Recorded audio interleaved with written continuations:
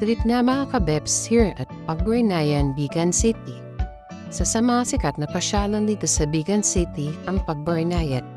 Ang Pagburnayan ay nangangahulugang lugar na paggawaan ng Budnay. Ang ibig sabihin ng Budnay ay maratapayan o banga. Noong taong 1824, diskubay ng mga Chinese immigrant na mayaman sa Clay, Puluwat ang lugar ng Bigan City. Kaya't naging sentro ito na paggawaan ng Budnay. Isa sa mga sikat na paggawaan ng Budnay dito sa Bigan City ang RG Jar Factory. Dito, pinakita nila ang proseso kung paano ang clay o luwad ay magiging isang Budnay. Sa pamamagitan ng pottery wheel, mabilis na itong pinaiikot habang nasa ibabaw ang clay.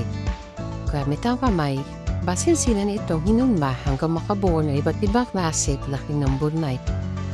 Ang mga nabuong Budnay kadalasan pinaglalagyan ng mga babaw, suka at alak dahil mas napapasarap nito ang lasa ng mga nakaimbak na pagkain kahit sa matagal na panahon. At dahil libre ito, sinibukan namin ang paggawa ng Budnay. Mukhang mandaling gawin sa umpisa, ngunit habang tumatagal ang ikot, naging challenge sa amin kung paano ito hulmahin.